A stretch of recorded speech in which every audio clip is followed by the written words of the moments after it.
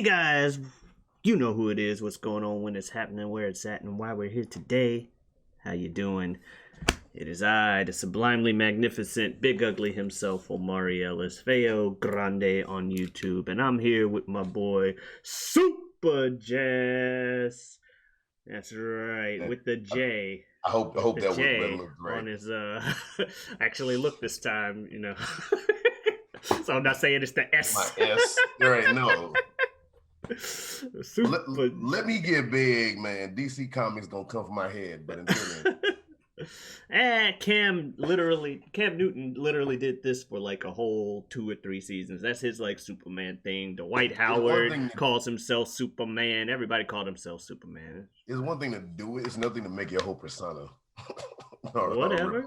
Anyway, Again, Dwight Howard had himself calling himself Superman, and Shaq got mad because Shaq's like, I should be Superman, not you, and all Shaq that was calling stuff. himself Superman for a minute. Yeah, Mm-hmm. So you're fine. Get big enough, you'll really be fine. They're like, fine, associated with that. As long as you don't try to make comic books about yourself with Superman's powers. Then it's like, all right, we gotta right. stop Okay, this. it's like now you pushing it. Hold on. All right. But yeah, so we're here today talking about more Dragon Ball movies because that's what we do. And can you believe we made it all the way to Resurrection F? That's Oh, crazy. that's like what movie 15? Yeah, movie 15. We've been doing this for Only took us 3 years. like 5, but yeah, it took us a long ass time. But we did it. We made it. All right, we're here now. We're here now. So Anyway, glad that it took us this long to do this. right? If you've been watching since when it was just audio with Tree of Might or no Dead Zone or whatever, either Tree of Might or Dead Zone way back when. Well, thank you. No, it had to have been Dead Zone because Dead Zone was before Tree of Might. Tree of Might's the first one I had video footage for. But yeah, if you've been watching us that long, gracias, because 2 of those were on a different channel altogether. Yeah, the first 2 audio ones were on your old channel. Oh shit! Right, damn. That's You Lose TV, which is like I think now my name. Shit. Yeah. All right. So. Wow.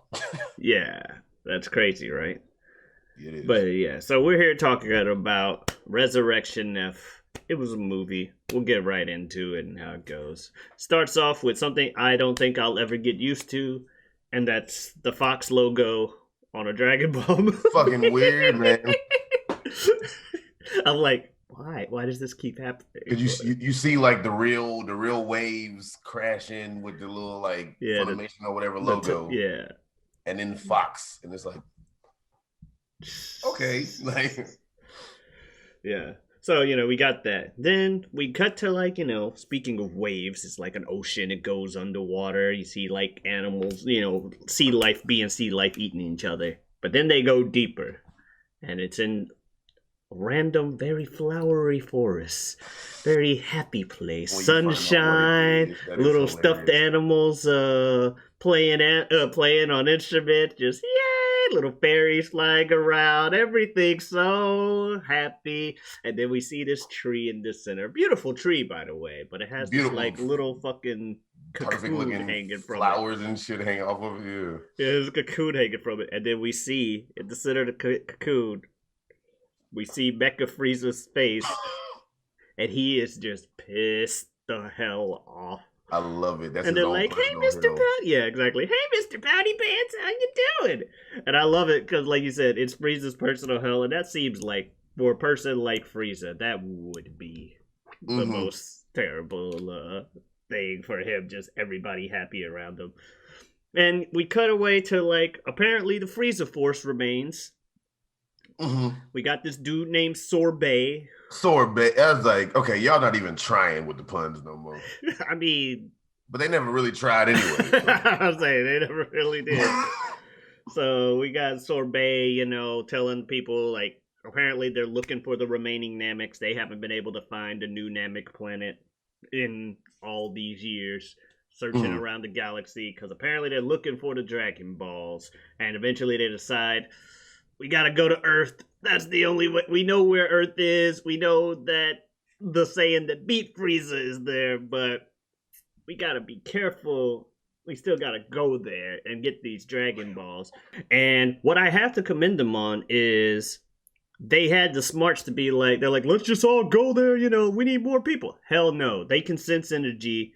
We're gonna be found if we do that. Nah, we send like me and dude over here. Yeah, just like, two of us, everybody right. As little as possible. We ain't trying to fuck with these people, okay? I forgot what his henchman's name was fast.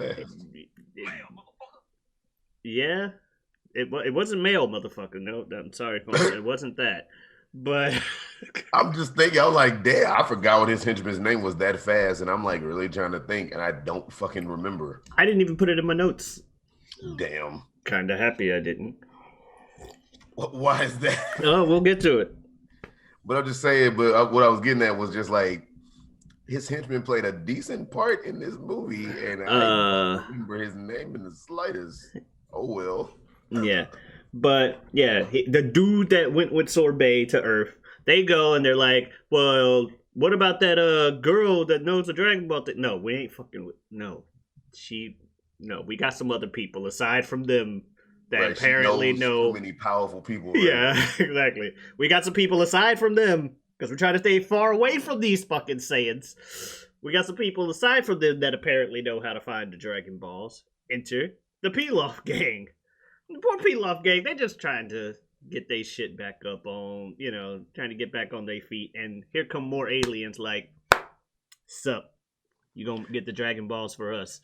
So the one thing that showed me, and it you find out, more later on in the movie that we'll get to, but that showed me that this movie you didn't have to necessarily see like so much of the show or the other movies, but you had to have seen Battle of Gods to understand some of the shit in this one. Yeah, like the Pilaf gang, and then later on with the two other people, and we know I was just like, oh, so if you saw this and didn't see Battle of Gods, you'd be a little lost. Oh yeah, but yeah. Anyway. It takes place not immediately after Battle of Gods. Takes place at least 8 months after Battle of Gods, if not 9 months after Battle of Gods, for reasons we'll get into. But yeah, the Pilaf gang, they're there, and they're being forced to resurrect Frieza or get the Dragon Balls because Sorbet and crew want to resurrect Frieza. We cut to Piccolo, who's playing babysitter for Pan, Gohan and Videl's baby, who, Videl was just barely pregnant and Gohan hadn't even known it in Battle of the Gods. Hence my comment about at least 9 months or 8 months, if not 9 months after that movie. So help me out, right? In the show, Pan is in GT, right? Yes, she's like a teenager or some shit, right? I would say like 10, 11, 12, something like that, maybe. Yeah. In the show itself, is Pan just all of a sudden there, or does Videl actually go through being like in labor and then giving birth and all that? I don't remember, man. As far as I know, as far as I remember, Pan wasn't even conceived at the very end. That's what I say. How canonical is it that they just after Z? They do two different timelines? No, it's just after Z. It's Z ends. Z ends. Sometime later, Dragon of the Ball. Oh, Dragon of the Ball. That's the bootleg other country Dragon version. of the Ball. Dragon of the Balls. No, Battle of the Gods happens, and then Resurrection F, and then the rest of Dragon Ball Super. From there. So where the fuck does GT fit in this timeline? Sometime after all of this, if at all. Kiriyama would probably like it that way. GT was a fever dream. No, Yeah, pretty much. Because I mean, he didn't want to do it. he was less involved in GT than he was in Super. Like GT, he was, from what I know, and I could be wrong, correct me, but from what I know, he was more of a consultant for GT as like some French animation company or whatever wanted to make it. Right. Like that's what I was told, but as far as I know, he was more of a consulting role. Like if y'all want to do something with Dragon Ball, I give you my blessing. Oh, I don't think you should do that, or I think you should have done that. But at the end of the day, it's not really full on considered canon for GT. The ridiculousness of GT shows with that too. But that's beside the point. No, so going back. But Dragon Ball Super and these movies, he at least wrote out what he wanted to happen. It's just that Dragon Ball Super has its own whole argument between what's canon and not, because there's a manga version and an anime, and they kind of have some conflicting details. But at the end of the day, all he did was write what he wanted to happen, and he gave one dude the permission to put that into the manga in his own way, and an anime company their reason to interpret their means of interpreting what he's trying to say for the story. So that's why you have conflicting things, because he's like, I'll write the story. I don't feel like drawing a lot of shit anymore. He probably gave them the drawing ideas of what he wanted characters to look like, but at the end of the day, he's like, this is the story. This is how I want it to go. Y'all figure out how to get there. What was I gonna say? But no, getting back to the movie. So okay, so Pan is an infant, however she was born. But I was like, was she Piccolo was babysitting, and Fidel's like, oh, I hope that Uncle Piccolo's green face didn't scare you. I'm like, damn, girl, he watched your kid. He's right there. Right. Evil motherfucker. Shit. Sorry, I was babysitting your child. Right. And then but at the same time, that is a scary face to look at if you're a baby. I mean, don't say it when I'm in the room or when not outside, but right next to you. Like shit. Look, I know you empathize. I know you empathize with green-faced people, as your shirt implies. But with pointy ears. Who wear purple? Wear purple. What else is there? It's a very good combination of colors. But no, what was I gonna say? And we gotta talk about Dad Gohan.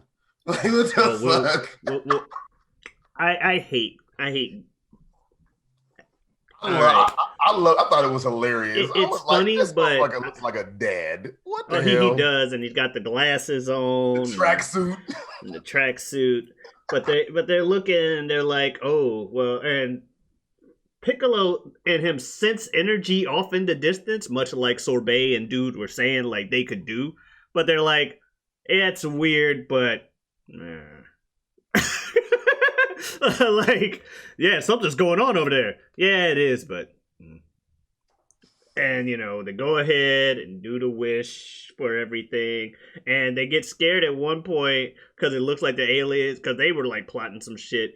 And Sorbet and them look like they were about to like threaten them like with violence or whatever. And Mai fucking goes, I got a boyfriend named Trunks, so you better name me really mad. And I'm like, that hammered home. You had to see Battle of Gods to get that. Yeah, well, so they moved along with that relationship, it seems. I didn't take it as moved along with the relationship. Well, I took it as, she's selling wolf tickets to make it sound good. That's how I saw it. Well, also, when I say move along with a relationship, let's also remind people that these people are kids and not that kind of move along with relationship. Just like maybe they are considering themselves boyfriend and girlfriend, but who knows what that means when you fucking kid. What I'm getting at is I took it as she didn't mean that. She was just trying to scare him. Like she could have. With Trunks, whether friendly or not. That's how I took it. Fair. That's what I was saying, Fair, but it could be, it could be, could not. It's been at least 9 months, so things could have happened. So yeah, But naturally, Sorbet wishes for Frieza to be resurrected, which the dragon's like, I don't know if you should do that. In a million pieces, and then they Because he got cut up. His body's going to come back and he's going to be in pieces. You really want that? Ah, we got rejuvenation pods. It'll be fine. This Dragon Ball Z. And, you know, we get the opening credits, or you know, it's like Chala, head Chala, blah blah blah, real quick. Oh, you gotta talk about the Pilaf gang. You get one more wish. Oh no, yeah, I'll get the we had the opening, but yeah, Dragon actually revives Frieza. The pieces fucking plop on the ground and everything, and then the Dragon's like, "State your second wish." Wait, we get two? Oh shit! Well, maybe we could revive King Cold and the fucking dog dude whose name I always forget. He's like, "We wish for a million city." Before anybody could think about nothing. Yeah. That's like Oolong with the fucking like With the comfortable panties. underwear. Yeah. But yeah. Just like, we wish for a million city. I'm like, you know what? Good on y'all getting y'all money, you know. Good on you guys, Pilaf gang, you know. You can't wish for your like natural ages back at the moment because you're just trying to hurry up and like, we poor right now. We want money. at least a million zenny you could do more with than just a pair of comfortable underwear. Right? But a million zenny. I don't even know if he did comfortable underwear in the default thing. I think he just wished for panties because he's a pervert like Roshi is. But English American dub, they just comfortable underwear. But you're right, it might have just been that. Yeah, because. But no, it was but a million zenny fell from the sky and was not as much as I expected. Right? It looked like just 1,000, like, you know, like when you take a 10 hundreds, like $1,000, you know, just like the hundreds, like little roll of 100 bills. Just I was like, that's how much is a million zenny in dollars? Like the fuck? Well, that's probably why Mai yelled at him. Couldn't you have wished for like 100 million zenny or 1,000 or something like that? If somebody said $1 million, you'd be set. Millions of dollars. Anyway. So yeah, the Frieza crew GT is like, all right, like they get mad at, or Sorbet gets mad at them, but dude grabs him like, dude, we ain't got time. Those Saiyans and everybody else are gonna know we fucking summoned the dragon, because Gohan and Piccolo sure enough saw the sky get black, like, oh, people are using the dragon. Right. And it's like, they gonna know we got a GT to fuck FO. We gotta get out of here right now. Right. So they leave before that could happen. They're like, fine, we'll put Frieza in a fucking cryopod, and Pilaf's like, wait. Yeah, Pilaf's like, wait, we got his eyeball. You probably want this. I'm like, damn. Not poor Frieza, but you know what I mean.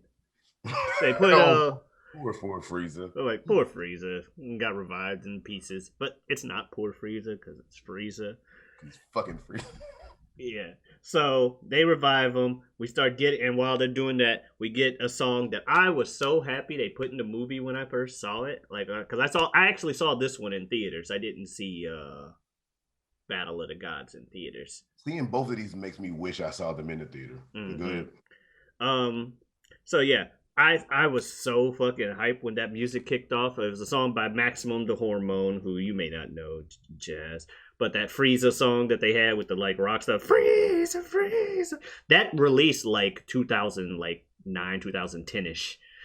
That song is like that old, and I had been listening to it for like years. Like it's literally a song about Frieza that group decided to make. They also are known for I don't know if you ever saw Death Note, but I know of Death Note, seen a little bit. They're like season 2 opening the. They're opening the opening and ending for like season 2 of Death Note was done by them, and some other stuff. So they like anime clearly. They're a Japanese group that also likes to speak random English in their songs. Anyway, so speaking of music, real quick, there was some song, I can't think of it right now, but there was some song that was just like underlying playing throughout the whole fucking movie. Maybe I had a weird dub then, but there was some song. I had some. It was like under the movie. Maybe it was a weird dub for me, but it was some song that they were just like every now and then just playing this little song. I'm gonna have to show it to you when we start recording Mm-hmm. because I'm not gonna look for it now and hope the But flow. yeah. There was something playing, and I was like, "What? What? Okay, I like the song, but turn it off." Okay, whatever. Yeah. So yeah, Frieza gets revived. Ungrateful as you would expect. Just first off, he's like, "Who the hell are you?" And dude's like, I'm sorbet. I've been running the thing. The What? reason he's alive. What the hell? You've been running it? Wait, so I'm back alive? What the fuck took you so long?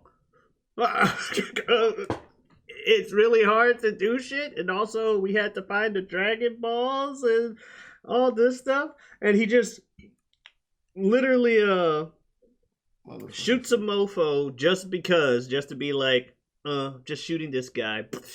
Okay, Just yep, like I am tested, alive. yeah, just to test it. Yeah, like I guess I am indeed alive again. All right, so we're gonna go find Goku and kick his ass, right?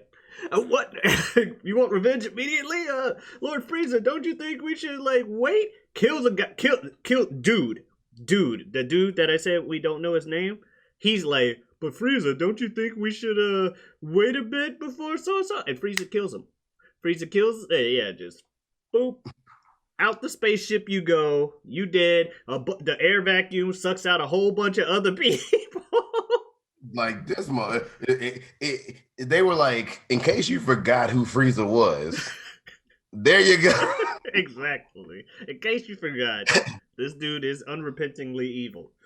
And just kills all them. And They had to put a force field. the only thing that like makes them stop is when dude Sorbet's like, yeah, but you gotta understand there's been some time that has passed. That Saiyan dude has done some shit. He apparently beat the last we recorded. He defeated Majin Buu. Okay, like he's powerful. Mm-hmm. And Frieza drops a line like, "My father told me there's only two people in the universe I should never challenge: Majin Buu and Beerus the Destroyer. And you're telling me that, I'm like, well, technically Goku fought both of them. Didn't beat Frieza the was second dead guy. long before Yeah. Boo, so that makes sense. Exactly. It's like, technically, he beat Buu and he fought Beerus and survived, which I guess is as much an accomplishment as you could hope for. So technically, you don't know about that second one. But yeah. But he's like, fine. I guess, it's like, I'm not surprised that he's trained and got stronger. He's the self-improvement type and all that shit anyway. But I guess I should train. You know what? I've never trained a day in my life. I was just always naturally strong. So, you know what? If I trained for a month, I'm sure I could catch up with. It's like, 1 month will catch up with a lifetime. yeah, right? He's like, that's how, because, the whole final form Frieza being what apparently was base form Frieza, I guess you can make that. Like, well, if he was that powerful, if he was, Frieza Saga Goku strong, that's still a few years later. But Goku died for some of those years. Bottom line is, it's weird, but what are you gonna do? That's what the writer said. So he's like, I'm gonna train for a month. Apparently 6 months pass as like Piccolo drops in a line later. He's like, 6 months ago people used the Dragon Balls and it was probably to resurrect Frieza. So he said he was going to train for 1 month, but I think he ended up training for 6. Or maybe he trained for 1 space month and that translates to 6 Earth months. Who the fuck knows when it comes to that shit? Exactly. Bottom line is, it's apparently 6 months later, and we get Jocko, a character that you probably don't know who that is, Jazz. I didn't know who the fuck it was when he showed up either. Apparently, I don't know what the deal with Jocko is. I don't know where he came. Please do. Yeah. I don't know where he came from, but here he is in the movie. He gets a little bit more screen time in Super before he shows up, because like I said, the first 2 arcs of Super are Battle of the Gods and then Resurrection. I liked him though. He was funny. Oh yeah, he was funny. He grew on me like fast. Right. But yeah, he just shows up and he Dr. Brief just dude. Oh, if it isn't Taco. No, it's Jocko. Whatever you say, Paco. We're gonna go look at some goldfish. Like, sure, why not? He's old. He gets distracted while feeding fish, but eventually he's like, "Oh wait, I came to warn." Apparently, he knew Bulma this whole time, and he also casually name drops the fact that Bulma has a sister named Tights. Yeah, it's just like, "Oh yeah, I was talking with your sister Tights, and you said you knew Frieza, or you heard of Frieza." Yeah, what about Frieza? He's like, yeah, he's on the way. She's like, oh no, he can't be. He was beaten twice, one by my son, one by my teenage son, and then another time by Goku. He's like, what the fuck? No, your teenager? I thought your son was a baby. Well, he time traveled, and that's that. Dude, Galactic Law says that's expressly forbidden. Oh, Galactic Law, stupid. I mean, when it comes to the universe and like, will the universe continue to exist? Fuck the laws right there, shit. Yeah, but it's just funny that Bulma, and it constantly shows throughout the movie that at the end of the day, like while she gives some fucks clearly, but for the most part, Bulma gives no fucks who she's talking to about what. And we find that out later in the movie. But yes. Yeah. And she also attempts to summon Whis with the fucking Sunday. She's like, well, fine. I guess I'll get Goku and Vegeta's attention. I gotta summon Whis though. Oh, Whis! I got a Sunday! Just yelling it and pointing at the sky. Don't you want a strawberry Sunday? What the hell are you doing? Well, I told you Frieza's coming. Well, yeah, this is the only way I can really get Whis' attention. Goku and Vegeta are off training with Lord Beerus. Lord Beerus is a myth. That's not a real thing. If you say so, but do you want him to show up or not? By the way, how long do we have till Frieza gets here? An hour? What the fuck? Yeah, that's what she, again, no fucks. You didn't give me any time. Yeah, exactly. What kind of warning is this? So that was all, but that scene was funny. We cut to Krillin stopping some criminals. Apparently he's a cop now in his free time. Yeah, been some time. Why not gotta make money somehow. Can't just always enter martial arts tournaments because Kakarot's just gonna fucking enter it and win it anyway. Or Hercule will cheat to win it. But also, they got a lot of money from Hercule because 18 framed them.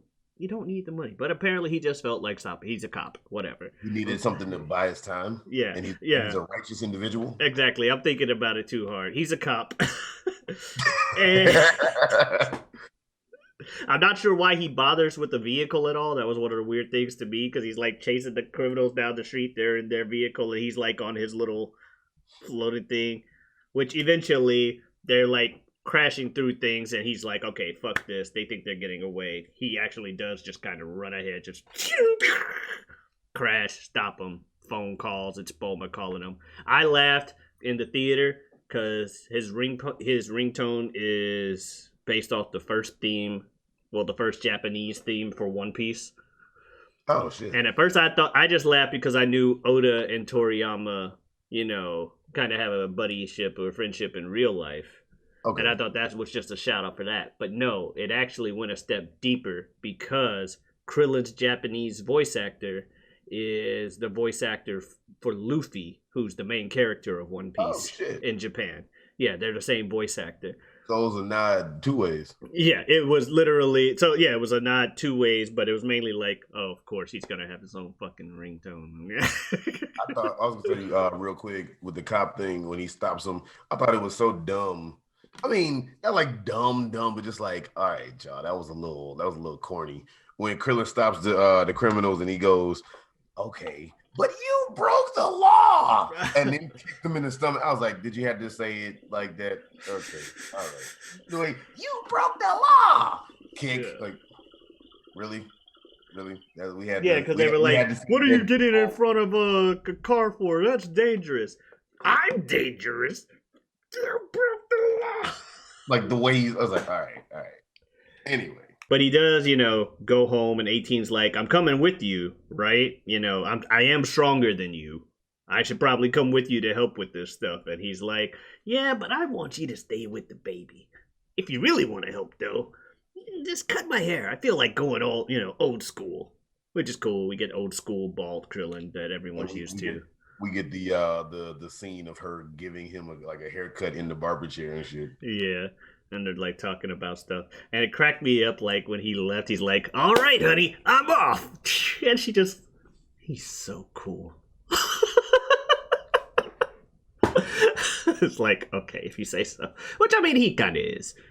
He's not cooler than some other characters, but when you look at it, Krillin's done a lot of shit that could be considered cool. I mean, that's how you're supposed to view your spouse anyway, if nobody else does. Yeah, but it's just funny that Krillin, of all people, Okay, has 18 of all people being like, he's so cool.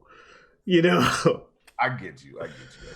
Considering like shit like, what was it, Dragon Ball Abridged for the longest, they literally kept counts of how much, and they kind of stretched that count for comedic sake, but they used to have like a Krillin owned counter in the bottom every time he got bodied throughout the series.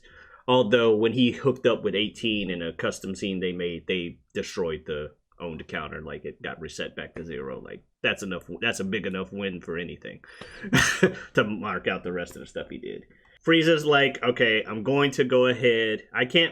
Y'all can't find this guy that cut me up to pieces. What the fuck's up with this? I want to beat that dude's ass. I don't know. Maybe he retired to some planet that no one's ever heard of or some shit. We can't find a dude. I wonder why. Because he's not in this timeline. And if he was, he is, but he's a baby now. But he's like, fine, I guess I'll go to Earth and fight Goku. But remember our contingency plan. I'm like, contingency plan? What the hell is this? I had forgotten what it was because it's been a while since I've seen it. But yeah, remember the contingency plan. And so we finally see Goku and Vegeta. They're off training with Whis on Beerus's like little planet Beerus, if you will. Whis. Whatever. They're off training with Whis. And Whis is like putting no effort into this. Just motherfuckers daydreaming. Yeah, daydreaming. Like, oh, it's so sunny today. Like they ain't shit. Well, Beerus mentioned that Whis was stronger than him in the last movie, and this is pretty much that. He's like, if y'all can't handle Beerus, y'all ain't really shit to me. Shit for me, right? Yeah, but they're training. Vegeta gets bodied, like just right to the ground. Goku's like, all right, I'm gonna go. Powers, judo chop. Remember that judo chop? That's the fuck he did. That's what I thought of when he did that shit. Yeah, Goku tried. He gets bodied too. They both try to fight. No avail. Whis is stronger than them. Eventually, he's like trying to analyze both their weaknesses and stuff. He's like, Vegeta, the main thing he tells them is they think before they act, and that's holding them back. Their thoughts and action aren't one, and that is part of why they can't reach the next level. And he's like, to be fair, even Beerus hasn't fully gotten this down. And he's while better than y'all, he still hasn't even gotten that down. But I'll train you guys and try to get y'all to that point.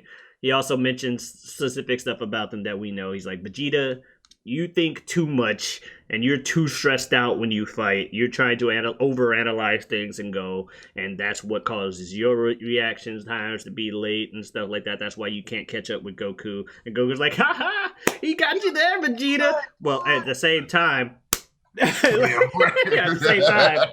you're too relaxed, Goku. Also, y'all are too cocky. Y'all drop your guard too easily, and that's gonna bite you in the ass. Yeah, exactly. What was that for? Like, y'all drop your guard too easily, and that's gonna bite you in the ass. Get your shit together. And eventually, the little fish thing shows. Beerus wakes up while they're talking, and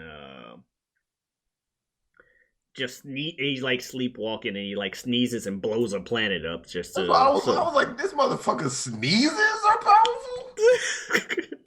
Like just so you know how powerful he is. Just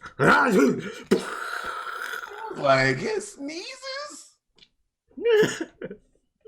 Right, and they're like, what? And the same thing with Goku and Vegeta. They're like, this motherfucker is that strong? They're like, yeah, he does that sometimes when he's sleepy. One time he blew up our sun. Wait, you remade it? Well, no, I can kind of rewind time. Maybe it's kind of complicated. And Vegeta's like, okay, what the hell are you? Right? Oh fuck. Which I love is that response. Like, okay, no, I don't get this shit. No, I need an explanation. Like all the games, right? Then He doesn't really get a real answer from him. He's just like, I'm the entity known as Whis. Ha ha ha.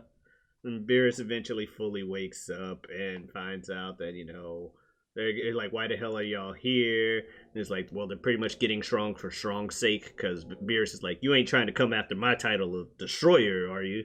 Oh no, I don't want that job. I just want to get stronger. And I want to get stronger to keep up with him. Okay, I suppose. And Whis does say something that everybody knows. He's like, you guys keep competing with each other, but literally, if y'all work together, ain't nobody touching y'all. Which real shit, which is like one of those fundamental rules about like Dragon Ball. Literally every time those motherfuckers fuse, the battle's like over like nothing. Yeah. Look at Fusion Reborn shit. Yeah, Fusion Reborn. If he hadn't gone full Saiyan and toyed with Boo as much as he did, and even then people say he kind of got captured on purpose, would have shat on Boo as Vegito. Just those two together literally would just shit on anybody. Most of the time with the fusing, like maybe not anything else, but definitely the fusing is usually Vegeta's like, I don't want to share bodies with you, Kakarot. He doesn't. He's trying to beat him. Why team up with him? So what I was saying with the fusing aspect, usually Goku's like, okay, we getting our asses kicked. I tried doing it solo. We can't do it. Let's fuse. I'd rather cut my penis off. I don't know. That might have been drastic. Okay. That's something he'd say. Moving on. I'd rather remove my penis from my body than fuse with you. But move on. What happens next in the movie? His choice. He's perfectly allowed to do that. So I do love how they still continue to bribe Beerus and them with food. This time it's pizza. Oh, what have you got there? Oh, it's pizza. It's a name for food. That's a weird name for food. It better be good. And then I'm destroying the planet or some shit. Dude. And it's like, wait, you said this time? Just how much have you guys been coming here? A lot. While you've been sleeping, we just been coming there all the time to train with Whis. Beerus does sleep his ass off, so there you go. Cat's gonna sleep. Right. We cut back to Earth. Frieza's back on Earth, and he blows up a city for no reason, just to be like, I'm here now. And I love how he just starts off like everybody, him and all his soldiers come out of the ship, and then he's like, wait, you guys are in the way. And they move just so he can blow up the city. Which I'm like, well, normally you'd expect Frieza to shoot through them and then blow up the city, but he's like, nah, get out of the way. I'm trying to aim at that city over there. I love explosions. Krillin and the Z Fighter. Krillin's gotten the word out. The Z Fighter starts showing up, you got your Piccolos, you got your Gohans, you got your Krillins, your Master Roshis, your Tien, and you don't got a Yamcha or a Chaozu because, unfortunately for them, they got written off with a line from Tien where he's like, I didn't bring Chaozu or Yamcha. These guys are too strong for them. I heard him say something about I didn't bring Chaozu, but I guess maybe I missed the rest of that. Damn, that's a little like, well. Yeah, it's like I didn't bring Chaozu or Yamcha. These guys are too strong for them. I remember in the theater, there was a resounding /laughter, like, oh, come on. It's a fuck you guys. Like disrespectful. Shit. And then Gohan also mentions that the kids, Bulma made him promise not to involve the kids, even though they could have held their own because Super Saiyans and they don't have a problem fusing. But right. They kind of do it too much sometimes. Right? Yeah, exactly. So he's like, well, I was gonna say just like it was kind of cool seeing the slightly grown up versions of everybody too. Mm-hmm. Like Tien a little older, Dad Gohan, you know, like Dad Gohan was kind of funny. I kind of like Dad Gohan. The look looks funny. I just don't like what it represents. For instance, Master Roshi shows up with some sensus, and they're like, Gohan, are you able to take him? And fucking Gohan's like, Maybe. I think Roshi asked, "Have you been up to your training or whatever?" And Gohan's like, Yeah. Not really, but I could go Super Saiyan, maybe." And I'm like, God damn it, Gohan! How the mighty have fucking fallen! Just full on bitch mode. Just the glasses go. That's why I say I don't. It's not so much that I don't think it's a funny thing or that it even fits the character, but just how the mighty fallen. One of the characters that actually made me watch this series was I remember you Gohan. loved Teen Gohan, especially during the Exactly, and then so just seeing him go from that to what he is now, while I understand it and it's his life, he doesn't like fighting, etc. I still gotta mourn for the coolness that could have been. he listened to Guile. He went home and became a family man. That he did. That he did. Um, So yeah, Gohan shows up. He says the things we just mentioned him saying about like I maybe could do this, and then Frieza's like, "I remembered the bald one. I killed you, and I can beat your ass again," or says some shit that just mocked Krillin and just like, "Well, it seems like you didn't get any stronger," or blah blah blah. Just mocks him. I'm like, "Damn, Krillin, that's gotta suck for you." Then Bulma shows up immediately, just yelling at Frieza like, "Fuck you, you ain't shit," blah blah blah.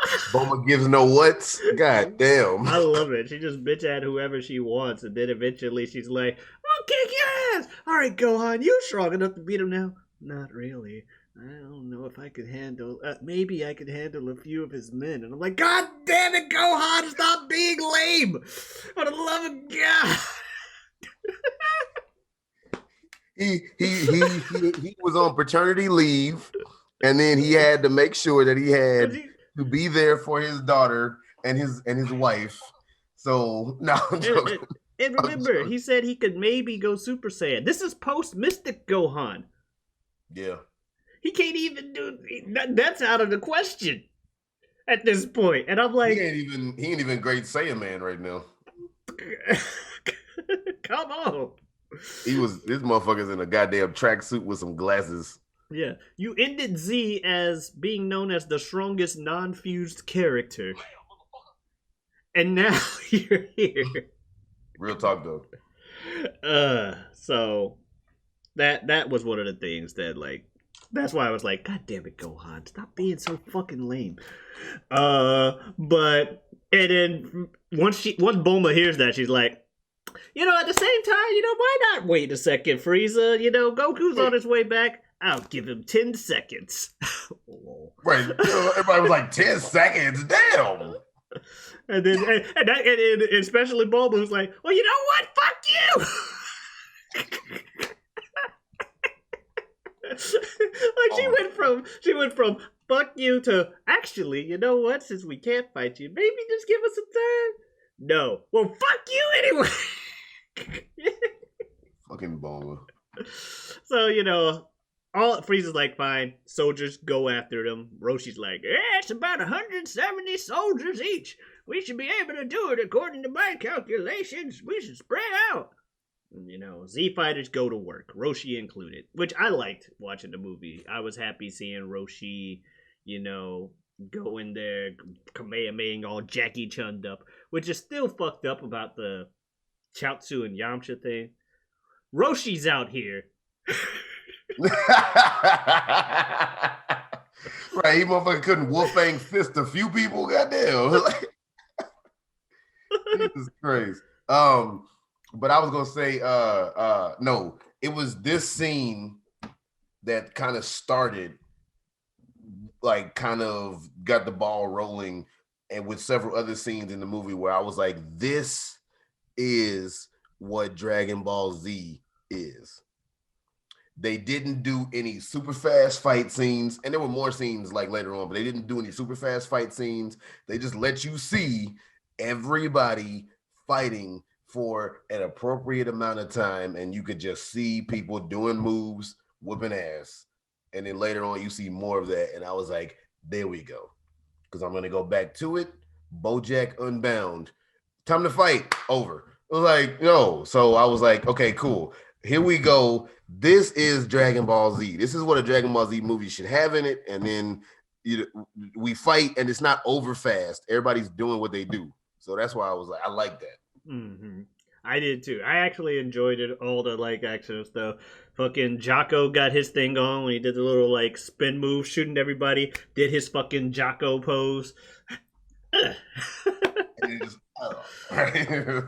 Fucking Piccolo literally beating people with his weighted clothes. Just take off the head. Yeah, like, here. Oh, you guys can have this. All right, now I'll beat the rest of y'all like normal.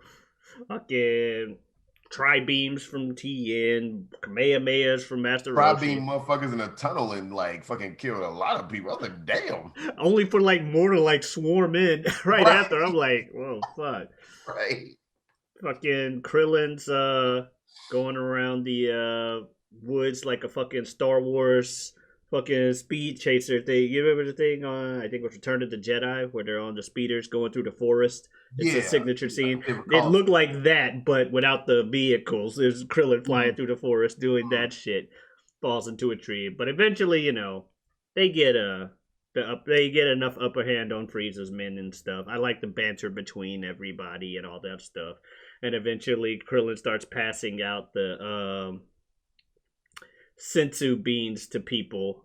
And I like how Frieza's men are getting wrecked, and Sorbet's like, oh my god, they heard it, stabbed me up to him. I'm not surprised at all. This is what I expected. I like how you just knew your dudes get shit up, but you just sit them out anyway. Like, go ahead. Fucking Frieza. Eventually, Gohan finally gets a little bit serious, goes Super Saiyan, knocks out some more people, and it's like, because the red dude is like, I'm better than the rest of all of them. Yeah. And Gohan's like, yeah, but I can go Super Saiyan, so... And he went Super Saiyan and, like, whooped his ass. Yeah, and then Krillin, like, passes out the sensus, in which Frieza's like, of course his fucking kid could go Super Saiyan now. Just, you know, still pissed about all this. And while Krillin's handing out sensus, Frieza's like, oh, you guys have a wonder drug, apparently. And then he's like, oh, look, we got your... Oh, no, he doesn't say the wonder drug line yet. He joins the fight. He's like, okay, I'm mad at you guys for sucking, wearing my uniforms, and being that bad. Kills all the fucking dudes that are, like, passed out on the ground. Because he was also pissed off that Gohan, even though he could go Super Saiyan and kill a lot of them, was much like Goku, just letting them off easily. And he's like, I hate this. I hated that about his dad. I hate this about everybody. They're so fucking smug and not, you know, too lenient about this shit. I hate fucking sympatheticism. I'll show you. I'll kill all my men my damn self. Kills them. And then he's like, fine, I'm going to join the fight. Bodies Gohan with one punch. Gohan needs a sensu. His heart stopped from getting punched once. Yeah, well, his pupils were just white. Yeah, he just done. And then Piccolo had to like restart his heart enough for him to eat a sensu. I saw that shit. I was like, wait, so Piccolo is a walking defibrillator? What the fuck? Well, he probably has some latent healing abilities, considering Dende is a Namek and has healing abilities. It made sense for the DBZ world. I was just like looking like this shit. But, you know, it made sense for DBZ world. It did. So, and that's when Frieza gives the wonder drug, like, oh, it appears you have a wonder drug. I'm like, yeah, that's pretty much what the sensu is. Eventually, back at Beerus's place, they're eating pizza and talking about pizza and what is cheese. What is this stuff, this gooey stuff on top? It's cheese. Starts with the C. Which is so crazy, like the things we think of that we eat all the time, and it's like, I guess people would be like, what the hell is this, if they ate it for the first time. So they eating the cheese, and the little fish thing from the first movie that only showed up for a second is like, somebody's not checking his messages. What's going on? Sees we sees, you know, Bulma doing the whole thing from earlier. I got a strawberry sundae. You wanna come? Ooh. And Beerus and fucking Whis are salivating over the idea of a strawberry sundae because they ain't never heard of it. And then they're like, it's Beerus like, oh, I'll contact her. Oh, hey, Bulma, is that ling as delicious as I think it is? What the fuck did you so long? Right. Bulma gives what? Bulma gives what? Oh, shit. Tell Goku and Vegeta to get their asses over here right now. Oh, Frieza's here! Wait, it'll take like 35 minutes. We ain't got time for that! Use your goddamn instant transmission! But that's really far away, Bulma. Shut up! I'll have everybody fucking power up! Fucking power up so they can get it! I love And what Goku was like, he's like, Vegeta didn't want to do it. And Goku's like, do you want Bulma to get mad? And Vegeta's like, I ain't holding your hand for no instant transmission. Do you really want Bulma to get mad and say something to piss off Frieza? You know your wife. We gotta get out of here before Bulma pisses off Frieza. You right. I love it. So yeah, they go. Yeah, we can't let Bulma piss off Frieza. And, you know, Frieza or Goku and Vegeta show up because instant transmission. And he's like, you should have known not to stay away. I'm surprised you're not, you know, gone. Can you imagine what I've been through? And he starts describing hell. He's like, everybody walking around really it was the most terrible thing. It's Frieza's own personal hell. The most delightful, cheerful shit. And I loved it because he was so fucking mad as he described it. I'm just like, to be fair, while I wouldn't think of it as hell, I wouldn't necessarily want to be in that situation either. I mean, for all eternity, that would get old. That would get old real fast. And I'm like, bleh. But apparently, you know, even in his like small form, Goku and Vegeta can tell he's a lot stronger. And he's like, I'm just gonna skip to, you know, we're gonna skip the formalities. Here's, you know, final form Frieza right off the bat. And Goku and Vegeta are like, oh shit, no, he actually is stronger. Good on you, yo, damn. But then Goku's still like cocky enough. And he's like, go ahead and go Super Saiyan. Nah, I don't think I need to. You just talked with Whis about this. But they fight. Right.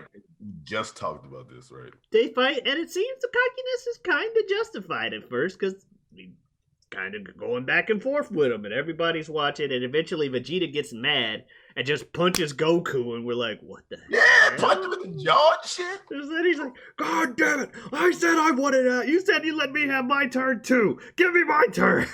And they get in a fight over who gets to beat Frieza's ass. And they start fighting each other. Because they want to fight him. I was like, these motherfuckers. I loved it. It's better than him fighting Trunks because he wouldn't let Cell power up. In this case, it's like, no, I want to beat this guy's ass myself. It's fucking silly. I know what you're talking about with the Cell shit. Yeah, that's fucking dumb. So they start fighting. They have like a little spat about it. Eventually, you know, Frieza's like, I want to fight Goku. You can sit back and wait. And Goku's like, see? He wants to fight me right now. Right.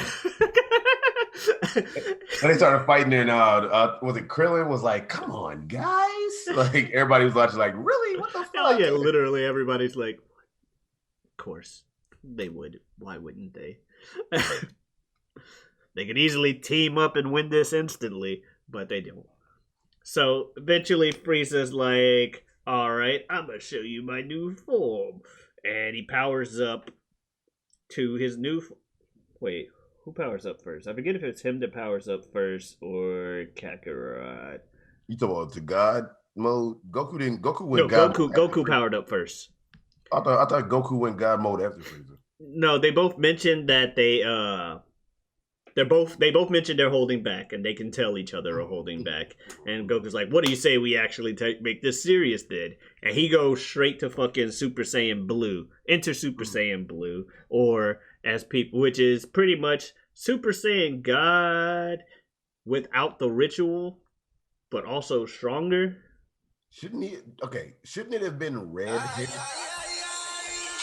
No.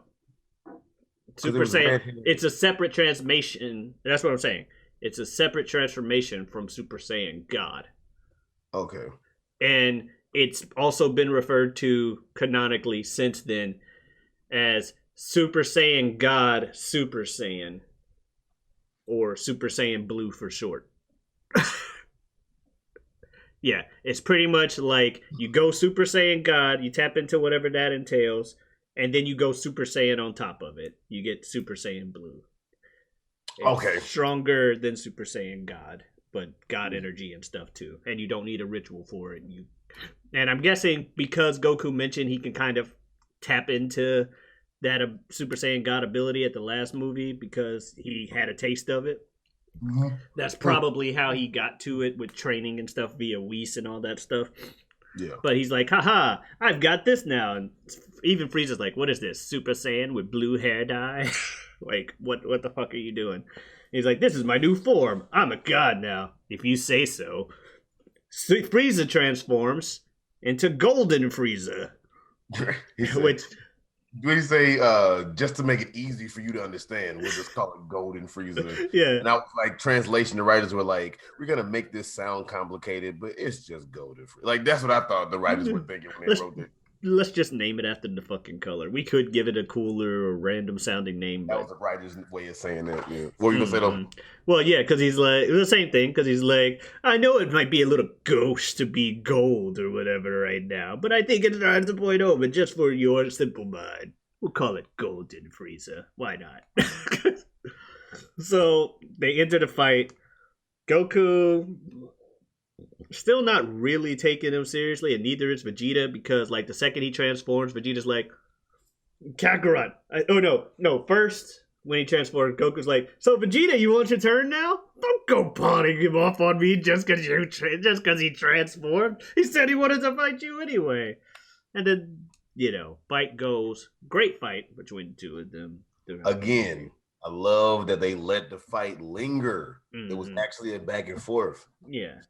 There's a great fight between the two of them. They still going. Eventually, we get more of the hormone music from earlier in the thing, the Frieza song, but like instrumental. And then Beerus and we show up for that ice cream sundae. Right. Like, sup, Bulma? You mentioned the strawberry sundae. What's up with that? No, I thought a good time. I'll blow up the planet. Fine, I'll get it. Don't be mad if it's melted, though. Right, that was real funny. So they're just sitting here eating ice cream and watching the fight. And what are these strawberry things, right? Yeah, what are these things? Apparently they're called strawberries. And they're watching the fight and stuff like this. Eventually, what drove me crazy during this fight, I'm like, the fact that Frieza training for 1 to 6 months equals Super Saiyan Blue, which is godhood level, with this Golden Frieza form, is so ridiculous. Shows you how fucking stupidly powerful Frieza just naturally is. Mm-hmm. And it's just one of those things where Toriyama, like, literally at some point just went, you know what, I don't really care about power levels and all that. I just want to have cool shit. So as far as I'm concerned, and at the end of the day, I'm the author, you ain't. So if I say they equally powerful, they equally powerful. Hold that. I'll give you a vague explanation, and you just have to hold that. Yeah, and Toriyama at least had Frieza hit a new form that we hadn't seen. Mm-hmm. Yeah, exactly. It wasn't like a previous Frieza form that we had already seen fighting this. He went gold at least. Yeah, exactly. And then, so, yeah, he goes crazy. And then Frieza eventually notices Beerus eating the fucking ice cream. He's like, shits his pants, just like, oh, Lord Beerus, why are you here? Well, I'm just watching the fight. Are you here to stop me? No, I could literally care less about you being here right now. Sunday is the shit. I don't give a fuck. Yeah, right? I literally couldn't care less. I always say could or couldn't care less. Everybody does. Yeah, but yeah. But yeah, it's like, I literally couldn't care less about you right here. And then eventually, Frieza's like mad, like, fine, I'm gonna beat you. And Goku's like, are you sure you want to? Because Goku started getting like some hands on him from Frieza. Like, Frieza was giving him some hands, and Goku got knocked into a crater and stuff. And Goku's like, you sure you don't want to leave while you still have the upper hand and say that you won today? Then it's cool. You can come back later after you trained. I'll let you. Fucking Goku. And Frieza's like, stop doing this. And then Vegeta's like, Kakarot, I think I'll take my turn now. Yeah. Vegeta wants to hop in now that his ass is like severely whooped and he's defeated. Well, Goku, Frieza hadn't really shown any sign of being whooped at the time. Like, he still had what appeared to be the upper hand, and that's what. But like you were saying, Goku's like, "Oh come on, you just know his weakness too. Oh yeah, yeah. You just saw his weakness as well." And Frieza's like, "Weakness? What the fuck are you talking about?" And so they break it down for him because Vegeta's like, "Let me guess, you trained real hard, got this new form, and immediately came here, right?" Yeah, you're just gonna burn yourself out. You're gonna lose. You're gonna outpower yourself. You don't know how to actually control it. You should have trained for like at least another month or something before you came and got used to the form. And then there's your explanation, somewhat, Pete, as to like Frieza being too powerful. At least it didn't last. Mm-hmm. There you go. Exactly. That was Toriyama being like, "I'll throw y'all a bone." You know? Exactly. So it turns out they were right because Goku starts going in and actually putting the meter back in Goku's favor as opposed to Frieza's, and Frieza's like getting mad or whatever, and eventually and shit, eventually though Goku gets too cocky, like standing over Frieza. You should have more. And then Frieza just gets mad, looks over at Sorbet, bam, shoots Goku through the chest with space ray gun. Goku goes down, and it's like, oh, who would have fucking guessed? Goku getting too cocky and not fucking finishing it would have fucking ended this. And then Frieza brings up some more good points about Goku being lenient and all this shit. And he's like, wait, before I kill you, Vegeta, you want to get in on my good graces? I know you hate this guy as much as I do. Why don't you go ahead and kill him? And Vegeta goes over there. I don't know why they even bothered making people, or even trying to make people think that he was going to accept that. You know what I mean? Because Bulma's like, Vegeta, no, don't do it. Right. I'm like, come on now. And he gets over there. Sure enough, all he does is like, we told you to stop fucking toying around with people. Now look at you. You got fucking shot. And then he's like, well, much as I want to beat his ass, nah, I'm not doing it. Of course I'm not. And Frieza gets mad, tries to shoot some stuff at the people on the cliff because they try to like join in the fight, which Vegeta just not only knocks away Frieza's shot, but he knocks it into Sorbet, and Sorbet dies. It's like, well, thanks for showing up, I suppose. Fucking Sorbet. And then Vegeta's like, and they give Goku the last Senzu bean or whatever. That's right, they were going over to give Goku the last Senzu bean, and Frieza's like, fuck that, and Vegeta's like, fuck you. Kills the Sorbet. And then Goku gets up, sorry, Vegeta. Yeah, I dropped my card. He's like, and Vegeta's like, I'm gonna beat him up now. Well, it's your turn anyway. You got it. I'm kind of fucked up. So yeah, exactly. He's like, it's your turn anyway. You can take him. And sure enough, surprise, surprise, Vegeta can go Super Saiyan Blue as well. Because we really had no inclination that he could, but I was about to say there was no explanation for that one, but they've whatever. Been training with Whis. That's all I got. He goes Super Saiyan. That would make sense. and much like Goku learning like half his techniques in the series with his whole, pardon the phrase, monkey see, monkey do mentality. Like he learned the Kamehameha after seeing Roshi do it once. Oh yeah. And stuff like that. And Roshi's like, I trained my whole life to learn this technique. You just saw it and did it. Yeah. And Goten did the same thing with fucking Super Saiyan and stuff like that. It's just what Saiyans do. Yeah, wasn't Goten like the one that was like everybody else had to have like all this training and like, a big loss. And then Goten was like, I want to go Super Saiyan. And he just like started crying that he couldn't, and he just went. I don't even know if he tried. He could. If he cried, he could. He was just like, Gohan's like, no, I don't think you can. And he's just like, oh, okay. It's like, I thought it was like, I want to be Super Saiyan. Oh, something like that. I could be wrong. That's closer to Vegeta's way of doing it. Okay. Because Vegeta definitely got so mad that he wasn't a Super Saiyan that it drove him to Super Saiyanhood. Fucking hilarious. Anyway. But yeah, and then fucking Vegeta, Frieza gives some line like, "Oh, you reject this? Well, you're nothing but a monkey, and you're gonna remain as low as you are. All hail Prince Vegeta, king of no one, or all hail Vegeta, prince of no one." I'm like, at least he's consistent. Like, are you really sure you want to talk shit about the guy? About to shoot you in the face. Yeah, and sure enough, Vegeta's like, "I'm gonna kill you for destroying Planet Namek and all this stuff," and then, or not Planet Namek, Planet Vegeta, and Whis is like to Beerus, "What? What do you think Vegeta would do if he finds out that you told Frieza to do that?" Shh. Don't bring that up right now. I don't need that shit in my life. Wow. Yep.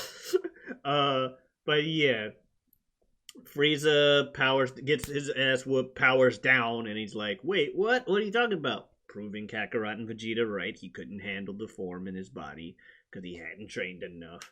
Throws a hissy fit, and then Vegeta tries to give his badass line about, go away, don't even think about resurrecting again. And Frieza's like, "Fuck you!" Blows up the whole fucking planet. I'm taking you to hell with me. So he said, "Y'all can go to hell without me." Without me. Right. Yeah, y'all can all go to hell without me. Blows up the earth. And then Whis, in a literal Deus Ex Machina, saves the core group of people. Like, yeah, the planet. Literal Deus Ex Machina because of the gods and machine. This man knows his shit, people. Yeah. So they are sitting there talking, and Bulma cries at first because she doesn't know what the fuck's going on. Barely any of it. They think all they got was just only them were saved, and they're like, the whole planet's dead. They're like, and Piccolo's like, he took the planet with him, and Beerus is like, nah, he probably didn't. His species can survive in a vacuum. He's probably fine.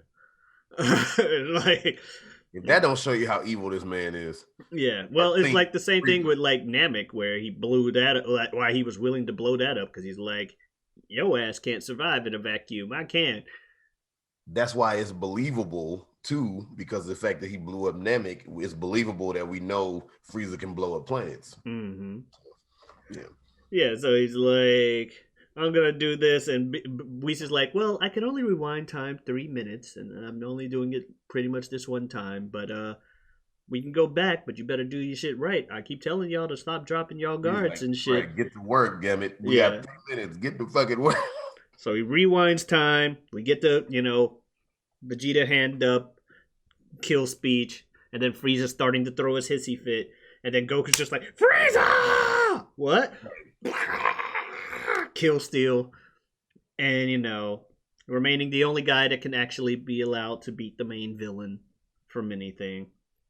And, but the day is saved. Vegeta's pissed off because Goku stole him. But they explain it to him, and he's still not really happy about it. But people are like, now kind of like a little bit of time's passed. Everybody's like laughing everything up. And Bulma's like, "We'll just resurrect that city Frieza destroyed with the Dragon Balls." And then that's when I think Goku and Vegeta, they say, Goku says something, "Wait, that thing we said about us teaming up and stuff and us actually being really strong. You ever think about maybe we should train fighting together so we could actually do that?" "I'd rather die." "Haha, me too." Fucking morons. The fact that Vegeta was like, "You stole my kill." That shit was funny. Which, yeah. But yeah, it's like fucking morons. End credits scene, and then the credits roll rather, the ending credits, and then after the credits, goes right back to hell with the. They say, "Welcome back." Now not mecha form anymore. I think he's just regular Frieza down there now. Just. But yeah, that was the movie. That was Resurrection F. I enjoyed it. I did too. I'm not gonna lie. I enjoyed the hell out of it. All in all, I still like this movie probably about as much as I liked it in the theaters. I love the fights. It reminded me of why I like Frieza as a character. And on the subject of character, I loved a lot of the character moments throughout the movie. Everybody's like dialogue with one another, and it's like, that's what that person would say. Classic this person. Classic Bulma. Classic Vegeta. Classic this. Classic Frieza. All that stuff. I didn't really like the time thing. The time magic, we save the day thing. It was too Deus Ex Machina. Yeah. Yeah. So I didn't really like that, but I get that it was about teaching Kakarot to stop being cocky. Shit, both of them really, but Goku, yeah.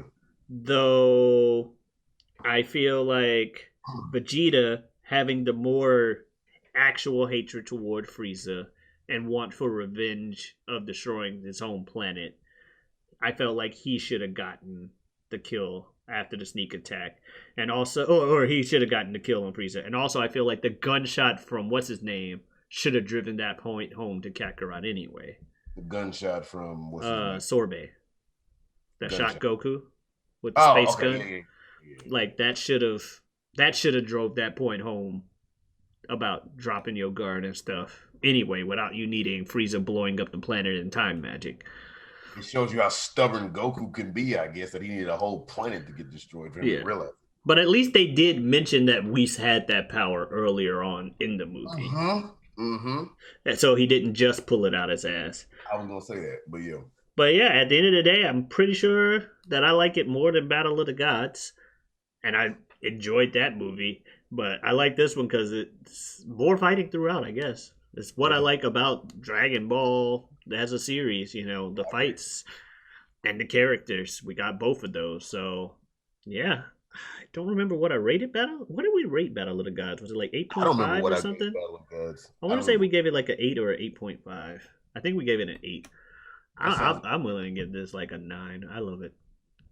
I see. Okay, now you say 9. Now, what's so funny, right, is that I was wondering if I was rating it maybe too high, but then I kept talking to myself, thinking, and I was like, rating it too high though, but I don't want to fuck around and not rate it what it's worth. You feel me? Yeah. Because like you said, the biggest thing that I said throughout this review was they did what any good Dragon Ball Z like movie, we're rating the movies, but just Dragon Ball Z period, but movies, because we're looking at movies now.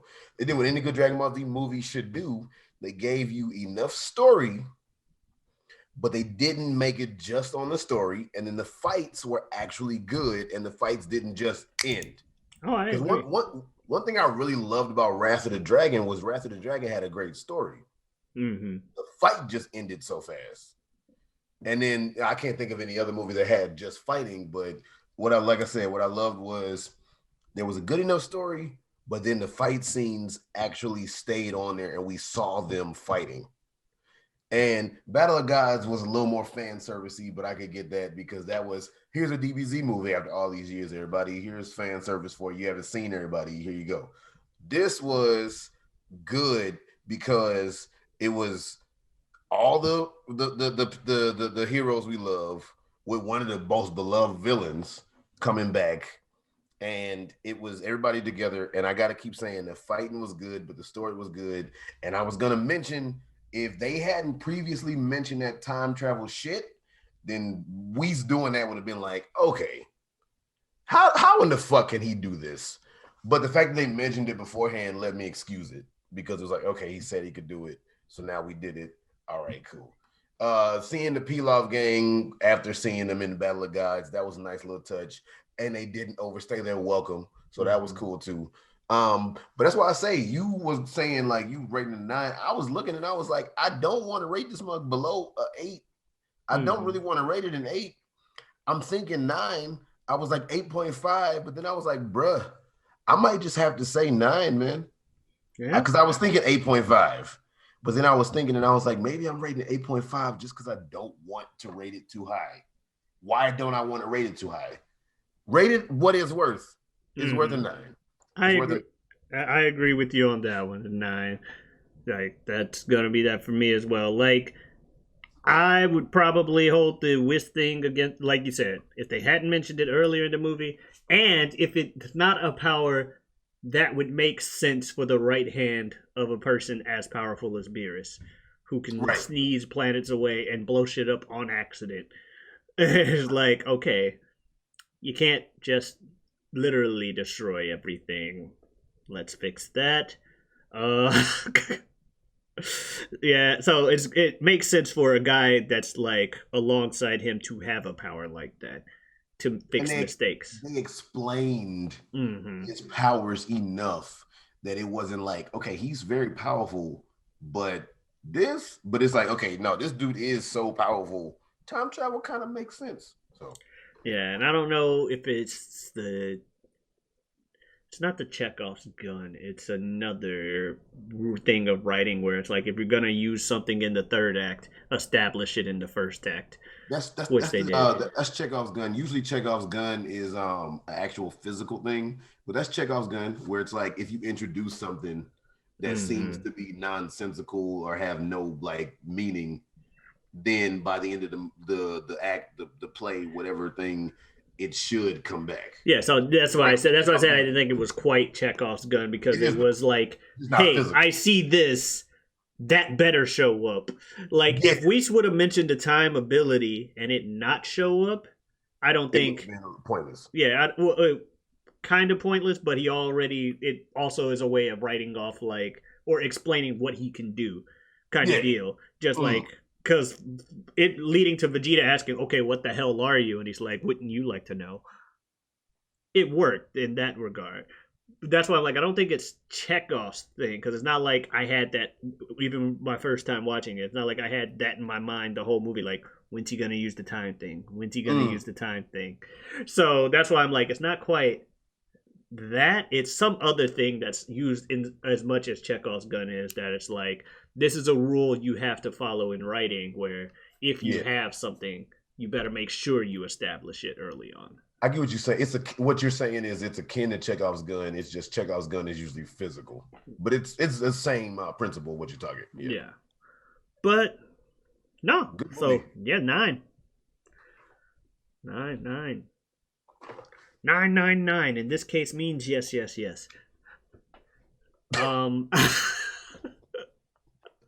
It's whatever you gotta say. I'm just gonna keep going.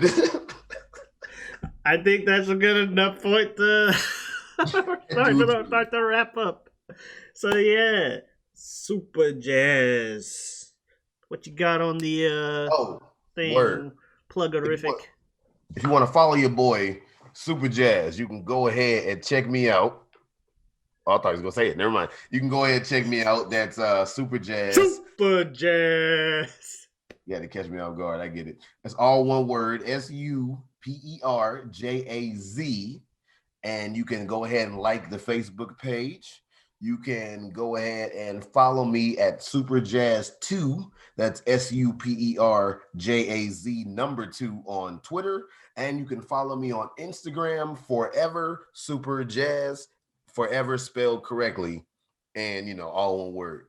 And if you want, you can go ahead and check your boy out. I do make music from time to time. Find me on anywhere that you can stream music except Pandora, but anywhere you can stream music, look for Superjaz, and the EP is Too Much Free Time. Everything spelled correctly. And keep a lookout for the debut album, which will be titled by Secret Identity. Check it out for your boy. Lay y'all. Pete. Hey, y'all know y'all can find me here, Feogrande, YouTube. Also, twitch.tv/Giotavi. That's GIOTAVI. I'm streaming every day in 2021. We got a decent amount of days down. This is kind of filmed a bit earlier than on religion, but the bottom line is I'm streaming every day. Come check me out. It's around afternoon time, Eastern U.S. time, so around 4 to 7 or 4 to 6, 4 to 8, depends around what's going on the day and what I got going on in real life. But the bottom line is to try to stream every day in 2021. So far, so good. It's February now. This one shouldn't come out 3 years after recording it a previous set of videos. So I'm fine saying what time it is as opposed to dating those other videos where we're what's a Brawly? There are only 3 Brawly movies. Of the 3 Brawly movies that exist, these are our things that we're talking about. Yeah. Pretty funny. But that's all on me, by the way, though, with previous delays. But the bottom line is, thank you guys so much for watching. Adios. Hey. Love you. Chala, hey chala, we got a power door, rock and bottle.